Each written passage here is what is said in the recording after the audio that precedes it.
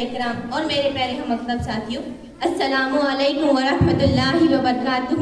میں اپنے موضوع سخن کا آغاز ساقی کوثر، شافی محشر، تاجدار مدینہ عبداللہ کے لخت جگر، آمنہ کی نور نظر، سید البشر، محبوب کبریا، احمد مصطفیٰ، محمد مصطفیٰ، بدر الدجا، شمس الضحیٰ، عرب کے شہزادے حضرت محمد مصطفیٰ صلی اللہ علیہ وسلم کے نام سے کرتی ہوں، کیونکہ اللہ تعالیٰ نے خود ارشاد فرمایا، اے میرے لاڈلے پیغمبر، میرا تجھ سے وعدہ ہے کہ زمین کے جس خطے پر، آسمان کے جس کونے پر، درخت کے جس پتے پر، جس انسان کے دل، دماغ اور زبان پر تیرا ذکر ہوگا، میں اس پر اپنی رحمت کی بارش برسا دوں گا۔ الحمدللہ، 12 ربیع الاول کا دن مسلمانوں کے لیے خوشیوں کا دن ہے، کیونکہ اس دن نبی کریم صلی اللہ علیہ وسلم دنیا میں تشریف لائے۔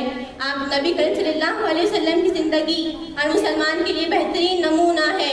رب کریم کا شکر ہے کہ اس نے ہمیں اشرف المخلوقات بنا دیا اور پہلے وحی کے ذریعے ہمیں پیغام حق کا آغاز ہوا۔ منزل ملی مراد ملی مدعا ملا، منزل ملی مراد ملی مدعا ملا، مل جائے تو حضور تو سمجھے خدا ملا۔